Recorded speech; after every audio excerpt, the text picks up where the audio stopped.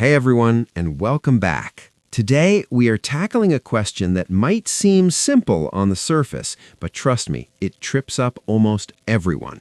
We use it every single day. We walk on it, we drive on it, we live in buildings made of it, and we literally build our entire civilization upon it. But do you actually know the difference between cement and concrete? If you think they're the same thing, or that cement is just a fancier word for concrete, you are in for a massive surprise. Most people get this wrong, and understanding the distinction isn't just a matter of technicalities for engineers. It's a peek into one of humanity's oldest, most secretive, and most impactful inventions. Today, we're going to settle the debate once and for all, explore the ancient secrets that were lost for 1,000 years, and look at the strange science that makes our modern world possible. Let's clear this up right away with a simple analogy that you will never forget. Think about baking. When you bake a cake or a loaf of bread, you use flour. Flour is a fine, powdery substance that is essential to the process.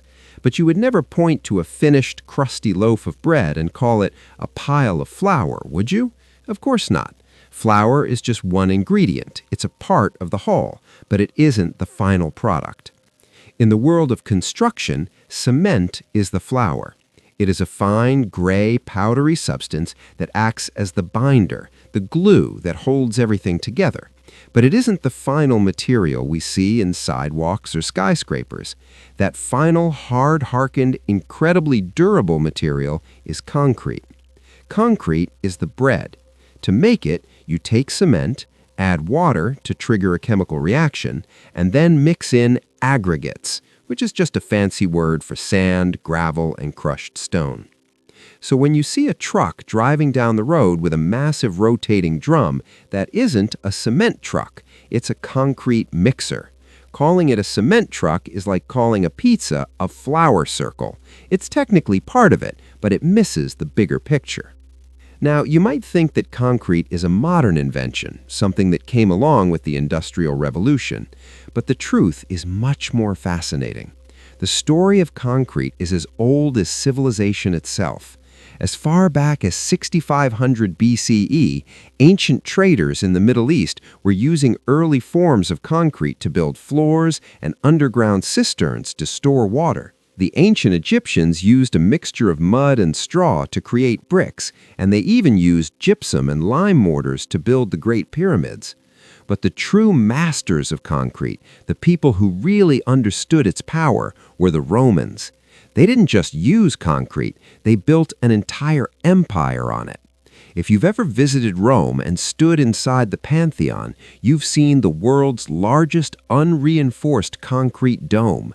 It has stood for nearly 2,000 years without collapsing.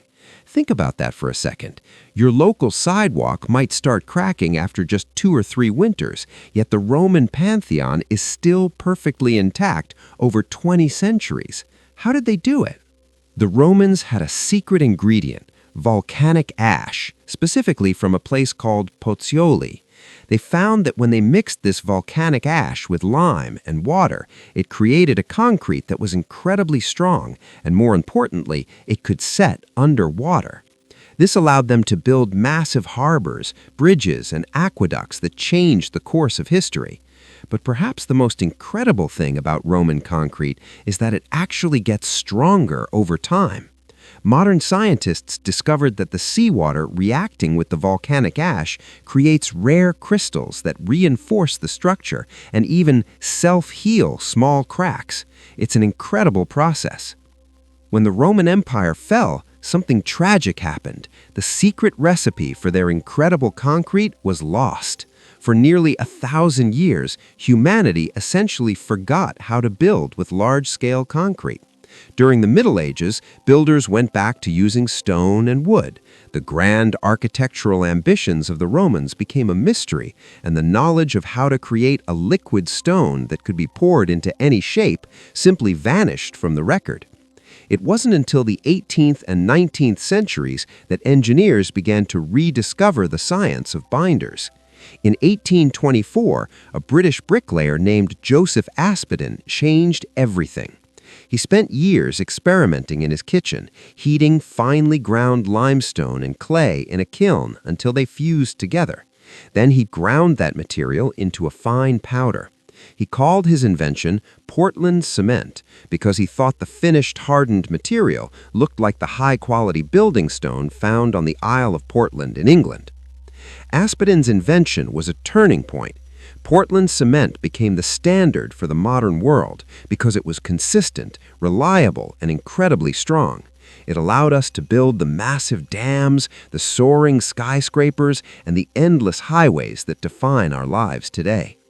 One of the biggest myths about concrete is that it dries out to become hard.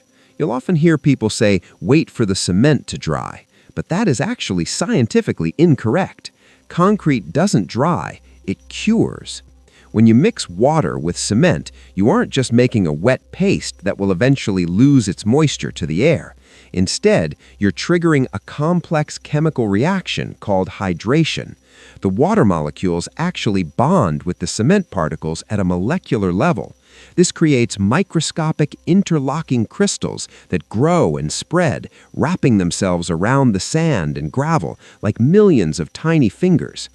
This is why concrete can harden even if it's completely submerged in water. In fact, if concrete dries out too quickly, if the water evaporates before the chemical reaction is finished, it becomes weak and brittle. That's why you'll sometimes see construction workers spraying water on new concrete.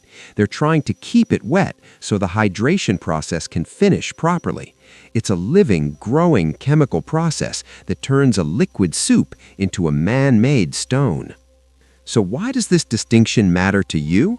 Aside from being able to correct your friends at a dinner party, understanding cement and concrete helps us appreciate the scale of our impact on the planet.